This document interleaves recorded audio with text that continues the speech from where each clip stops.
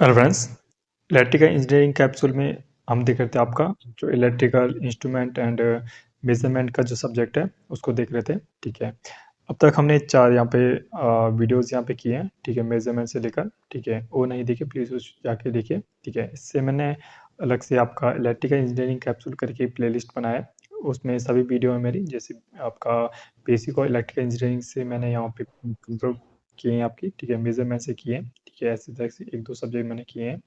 ठीक है, और ये आपके देखिए, ये आपका पूरा डिटेल में सिलेबस नहीं, आई होप मैं ये आशा करता हूँ कि आपने पूरा आपका यहाँ पे जो सब्जेक्ट है पूरा इलेक्ट्रिकल इंजीनियरिंग कंप्लीट किए हैं। यहाँ पे हम सब्जेक्ट के केवल आपके जो इंपॉर्टेंट पॉइंट रहते हैं, ये एग्जाम में जो आ सकते हैं या आने की संभावना होती है, पॉइंट टू पॉइंट यहाँ पे डिटेल में देखते हैं, कैप्सूल के रूप में आपको देते हैं। ठीक है, तो आज देखने वाले आपका, ठीक है, कुछ पॉइंट। ठीक है, तो एक्चुअल ट्रांसफॉर्मर की बात करें। ठीक है, ये आपका फार्मूला होता है जो एक्चुअल ट्रांसफॉर्मेशन होता है जो। ठीक है, ये फार्मूला आपको बहुत कम जगह देखने को मिलेगा, इसे आप एक जगह नोट कर लीजिए। ठीक है, आप वैसे याद रखने का इतना ज़रूरत नहीं है। ठीक है, अब तक तो नहीं आया है, लेकिन कब फ्यूचर में आ जाए तो उसके लिए आप इसको याद रख सकते हो, फेज एंगल। ठीक है, दोनों आपका actual transformation and phase angle का आपको यहाँ पे फॉर्मूला यहाँ पे एक जगह आपका नोट कर सकते हो। ठीक है, हमारा जो मेन पॉइंट था आपका, क्या रिमाइंडर जो रिमेंबर पॉइंट था। ठीक है, इसी को सीटीपीटी से लेकर जो हमने कल पढ़े थे। ठीक है, सीटी never operates with secondary winding open but PT can be operated with secondary winding open. ठीक है, जो आपका करंट ट्रांसफार्मर होता है कभी भी ऑपरेट नहीं होता है सेकेंडरी वाइंडिंग के ओपन। ठीक है, सेकेंड वाइंडिंग यहाँ पे ओपन नहीं होती है। जबकि जो पीटी होता है, जो पोटेंशियल ट्रांसफार्मर होता है, can be operated with secondary winding. ठीक है, जो पोटेंशियल ट्रांसफॉर्मर होता है उसका सेकेंडरी वाइंडिंग आप खुला रख सकते हो। क्वेश्चन आता है आपका कि जो आपका सीटी एंड पीटी में से सेकेंड वाइंडिंग किसकी ओपन होती है किसकी नहीं होती है, तो इसमें आपका जवाब मिल जाता है। ठीक है, step wind core is use to reduce ratio error and phase angle error. ठीक है, इसका आपको ध्यान रखना है। ठीक है, हमारा आज इंपॉर्टेंट पॉइंट यही था जिसको हम आपके साथ डिस्कस करने वाले थे, एक आपका एप्लीकेशन ऑफ सीटी एंड पीटी। ठीक है, तो एप्लीकेशन हम देखने वाले हैं। ठीक है, कल हमने सी टी पी टी यहाँ पे देख लिया था। ठीक है, आज हम इसके एप्लीकेशन देखेंगे C T and P T के। ठीक है, बात करें application of C T P T की, multiple operation with a single device. ठीक है, आपका मल्टीपल ऑपरेशन कर सकते हैं आपका सिंगल डिवाइस में। ठीक है, measuring circuit is isolated from the power circuit, low power consumption, replacement is easier. इसकी एक खासियत होती है। ठीक है, सीटीपीटी की। ठीक है, अब इसमें कुछ डिफरेंसेस आते हैं। ठीक है, कभी आपको करंट ट्रांसफार्मर या कभी आपका पोटेंशियल ट्रांसफार्मर के बारे में यहाँ पे बताया जाएगा। ठीक है, तो सिटी यूज फॉर आपका city is use for high current measurement. ठीक है, जो आपका मैंने आपको कल ही बताया था, जो आपका C T and P T होता है, आपका पोटेंशियल ट्रांसफार्मर और जो करंट ट्रांसफार्मर होता है। ठीक है, ये आपका क्या होता है। ठीक है, तो यहाँ पे आज यहाँ पे कंक्लूजन ग्रुप में हम देखने वाले हैं, सीटी होता है ये हाई करंट मेजरमेंट के लिए होता है, जबकि जो ठीक है, जो पोटेंशियल होता है, potential use for high voltage measurement के लिए होता है। ठीक है, ये आपका हाई करंट और ये आपका नाम से पता है जैसे potential type of current transformer. ठीक है,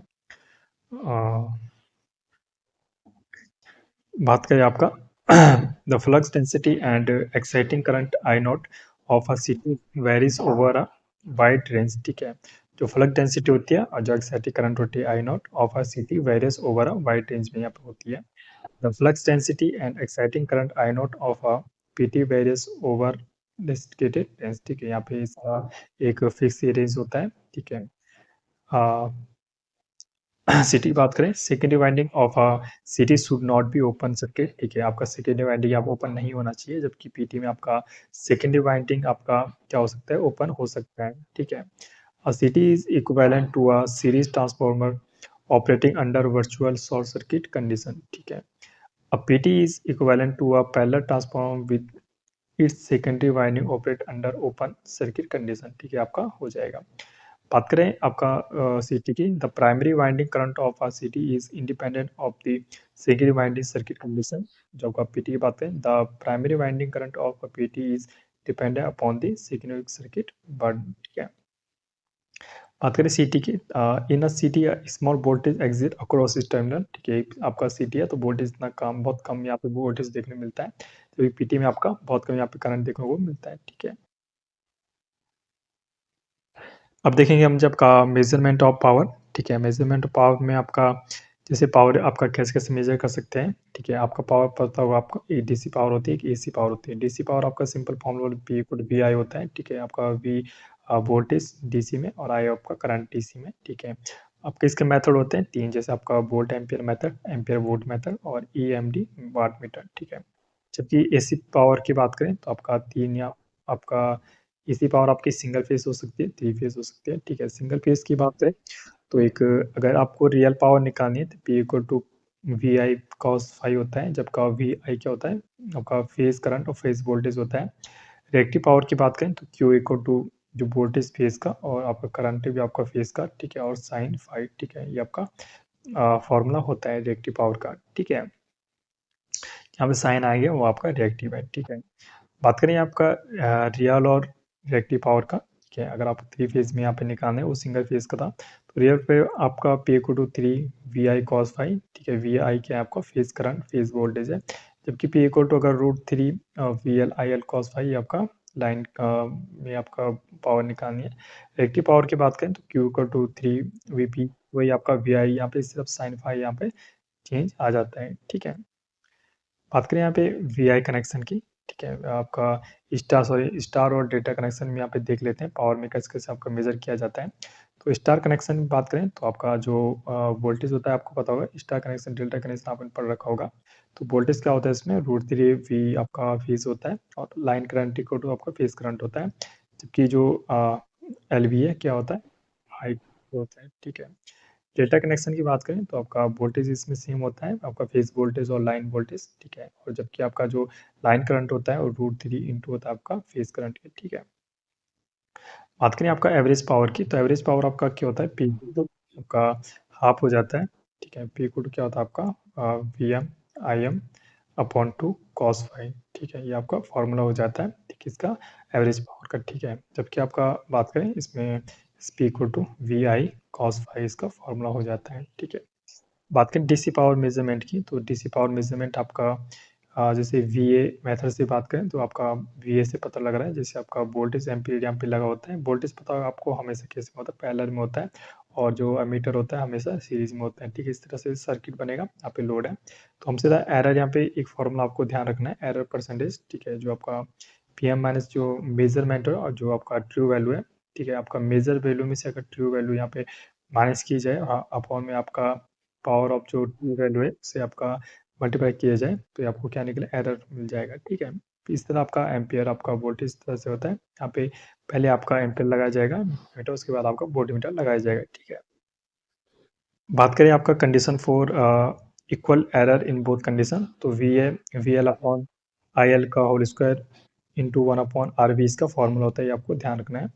इलेक्ट्रोडायनामोमीटर वाट मीटर की बात करें तो आपका कनेक्शन 1 की बात करें, जो आपका मेजरमेंट जो वैल्यू होती है वो आपका T plus I L R C C इसका फॉर्मूला होता है, ठीक है? इस तरह से डायग्राम होता है, करंट कॉइल या पीसी प्रेशर कॉइल है, ठीक है? ये कनेक्शन तो इस तरह से होता है, ठीक है?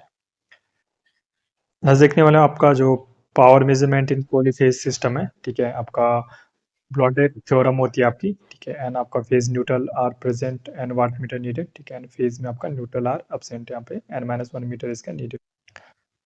बात करें आपका measurement of power three phase circuit, ठीक है? 2 वाट मीटर अगर मेथड यहाँ पे बात करें तो फॉर इंडिकेटिव जो लोड होता है, ठीक है? इंडक्टिव जो लोड होता है आपका वी आई, बात करें V L I L cos यहाँ पे 30-5 होता है, इस तरह का watt two V L I L cos 30 degree plus 5 होता है। इस तरह अगर डब्ल्यू निकाल जाए तो V1 प्लस V2 करके आपको जो फॉर्मूला हमने ऊपर दिखा था √3 VL IL cos फाई इसका फॉर्मूला हो रहा था, ठीक है? इसी तरह आपका मेजरमेंट ऑफ थ्री फेज आपका रिएक्टिव पावर की बात करें तो टोटल जो रिएक्टिव पावर होती है Q, ठीक है? वही आपका √3 VL IL साइन फाई इसका फॉर्मूला होता है, ठीक है? फाई की बात करें, फाई इक्वल टू आपका होता है आपका tan inverse √3 W1 minus W2 upon W1 plus W2 इसका फॉर्मूला होता है फाई का फॉर्मूला यहाँ पे निकालने के लिए, ठीक है? जो हम आपका कॉस फाई यहाँ पे निकाले, फाई का फॉर्मूला है इसके निकालने के लिए यहाँ पे होता है, ठीक है? बात करें आपका यहाँ पे कैसा एंगल पे कितना आपका पावर फैक्टर होगा, ठीक है? तो 0 डिग्री की बात करें तो cos फाई आपका यूनिटी होता है, यूनिटी पावर फैक्टर 1, ठीक है। रिलेशन होता है जब W1 इक्वल टू W2 आपका 1 वाट मीटर की रीडिंग वो आपका दूसरे वाट मीटर के बराबर हो तो आपका यूनिटी पावर फैक्टर होता है।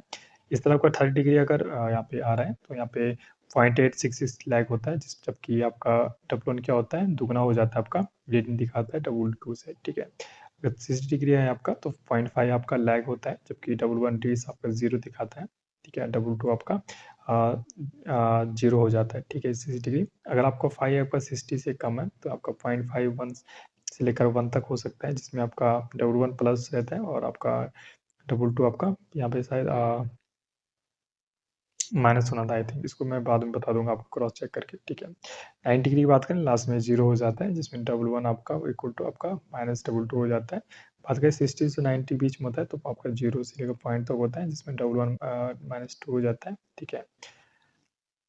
मेजरमेंट और एनर्जी की बात करें तो आपका एनर्जी की जो फॉर्मूला होता है पावर इनटू टाइम, ठीक है, ठीक है। जब का वी आई टी इसका आपको फॉर्मूला होता है। यूनिट की बात करें किलोवाट आवर या वाट सेकेंड या जूल इसका आपका हमने देखा होगा जो घरों में के डब्ल्यू एस किलोवाट आवर, ठीक है, जिसको आप ये एक यूनिट ही बोलते हैं। Energy meter use to measure the energy consume by load, ठीक है। एनर्जी मीटर वो होता है जो कंज्यूम करने की लोड द्वारा जो एनर्जी कंज्यूम होता है उसको मेजर करता है। एनर्जी मीटर की बात करते हैं इंटीग्रेटिंग टाइप आपका इंस्ट्रूमेंट होता है, ठीक। प्रिंसिपल आपका इंडक्शन पे वर्क करता है, नो कंट्रोलिंग टॉर्क, ठीक है, नो टॉर्क नहीं होता है। इंटीग्रेटिंग टाइप इंस्ट्रूमेंट की बात करें तो आपका ड्राइविंग मैकेनिज्म होता है, sun time series coil, moving circuit होता है, ठीक है। एआई एल्यूमिनियम डिस्क होता है इसमें, ठीक है। ब्रेकिंग सिस्टम की बात करें तो ब्रेकिंग मैग्नेट इसमें लगा होता है, ठीक है। प्रेशर कॉइल की बात करें तो हाईली इंडक्टिव होता है और कनेक्टर अक्रॉस द सप्लाई इसमें लगा होता है, ठीक है। आपने फिगर बहुत बार अपना देखा होगा, ठीक है। ये जैसे आपका फिगर होता है, ठीक है। आपका इसमें प्रेशर कॉइल होता है, कॉपर शेडिंग होती है, ठीक है। मैग्नेट यहाँ पे होता है, इसी सप्लाई यहाँ पे एक मैग्नेट होता है, एल्यूमिनियम यहाँ पे डिस्क होती है, यहाँ पे लोड लगा होता है, ठीक है। इस तरह आपका फॉर्म निकलता है, ठीक है। ये आपको याद रखने की जरूरत नहीं है, ठीक है। आपका एक दो कुछ इंपॉर्टेंट है वही आपको ध्यान रखना है, जैसे आपका कुछ पॉइंट यहाँ पे देख लेते हैं। जैसे मीटर कांस्टेंट यहाँ पर के निकालने के लिए आ जाता है एग्जाम में, ठीक है। बहुत ज़्यादा फेवरेट है एग्जामिनर का। तो नंबर ऑफ रेवोल्यूशन आपका RPM upon kilowatt hour equal N upon आपका अगर पी इंटू टी ए निकालना है, ठीक है। सिंपल सा आपका के इक्वल क्या निकालना है, एन अपॉन पी टी है, ठीक है। इस फॉर्मूला है आपका, ध्यान रखना है आपको, ठीक है। के क्या है आपका एनर्जी मीटर कांस्टेंट है आपका, ठीक है। एन नंबर ऑफ रेवोल्यूशन है, पी का पावर इन किलोवाट है, T equal to time in hour है, ठीक है। Compensation of single phase energy meter तो लैग कंपनसेशन होता है आपका थ्रो लैग कॉयल या साइडिंग कॉयल। लो लो डिफ्लेक्शन एडजस्टमेंट की बात करें बाय यूजिंग सेटिंग लूप, ठीक है। ओवर फ्रिक्शन या क्रीपिंग की बात करें बाय प्रोवाइडिंग होल्स या शॉर्ट ऑन रोटिंग डिस्क कम करने के लिए दिया जाता है। ओवरलोड कंपनसेशन की बात करें बाय कीपिंग का saturable shunt magnet in series magnet और करंट कॉइल, ठीक है। ओवर वोल्टेज कंपनसेशन की बात करें by keeping saturable shunt magnet in shunt magnet इसका हो जाएगा, ठीक है। टेम्परेचर कंपनसेशन की बात करें टेम्परेचर कैसे कम किया जाता है तो मेकिंग आपका permanent magnet of motive MC material इसका म्यूट एमपी मटेरियल द्वारा बनाया जाता है। स्पीड एडजस्टमेंट की बात करें तो adjusting position of brake magnet, ठीक है। ये कुछ क्रीपिंग के एरर है, जैसे आपका कॉजेस क्या है आपके over set static friction compensation over voltage excessive lubrication vibration इत्यादि होता है। एलिमिनेट की बात करें two holes are drilled on opposite side, two hole किए जाते हैं अपोजिट साइड में डिस्क के, ठीक है। तो यदि आपको क्लास प्लीज आपसे बस मैं एक रिक्वेस्ट करता हूँ, प्लीज चैनल को सब्सक्राइब कीजिए, शेयर कीजिए अपने दोस्तों के साथ। Okay friends, stay tuned and thank you.